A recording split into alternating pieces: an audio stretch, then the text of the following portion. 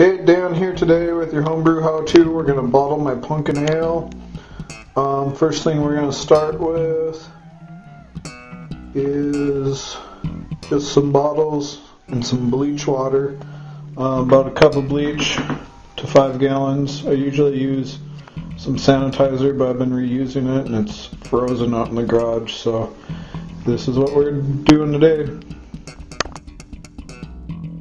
Okay, we are going to transfer our wort into our bottling bucket. This is actually a secondary. I always put my stuff in a secondary, leave it set at least 2 weeks.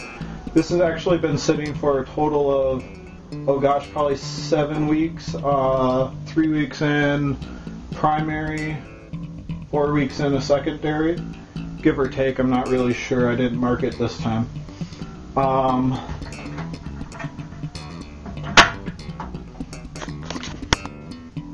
Okay, so we're going to start siphoning this guy out.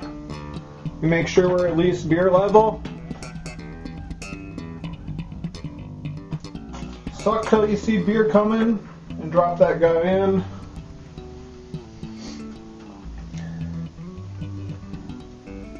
Then I start with my hose at the top of my level here and move down as it goes down.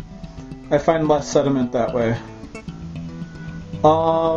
Let me zoom here.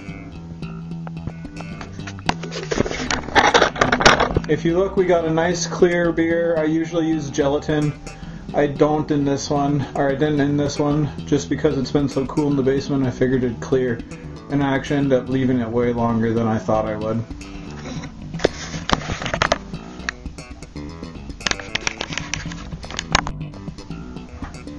Okay, we are getting toward the end here.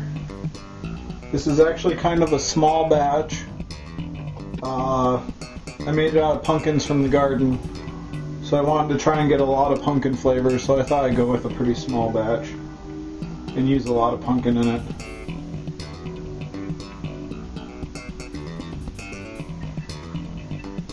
I'm tilting my bucket as I go here. Let me see if I can adjust this with my other hand. There we go. I kind of have my bucket on the tilt here.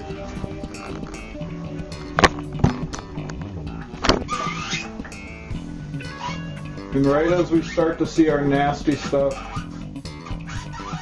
we'll stop here.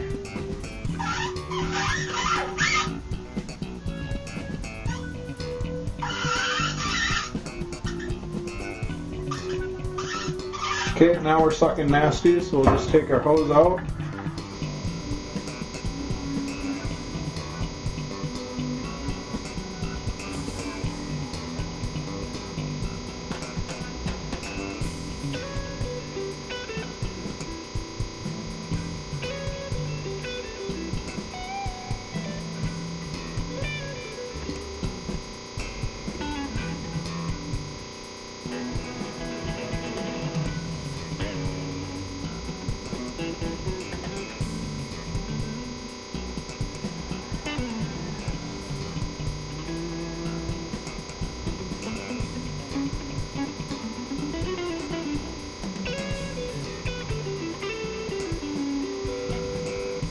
First, let's take our sugar and our water, pour it right on into our wort. Give it a good mix job.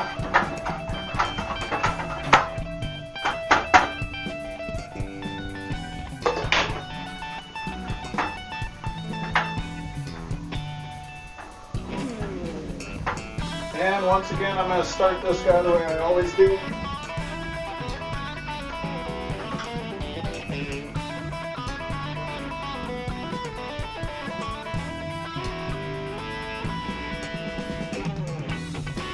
I like to count and see how many seconds it takes to fill a bottle. You always have a different speed, but it's usually 10 to 13. Filling the bottles. About an inch and a half lower than the rim. Leave a little head space.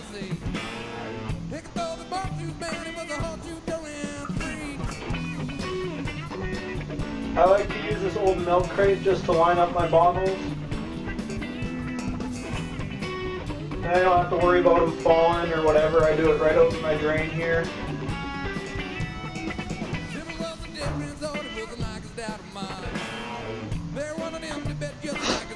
Okay, now capping. I got a super old capper, but you know what? It does the trick. Take your cap, make sure it's on nice and decent, line it up good, and just make sure it's on tight.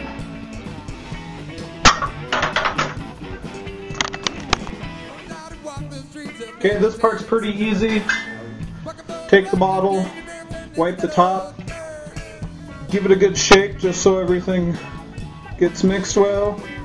I'm going to label these PA and today's date 12/13, and now I'll just leave them sit for anywhere from 2 weeks to 7 weeks. Happy brewing, you guys.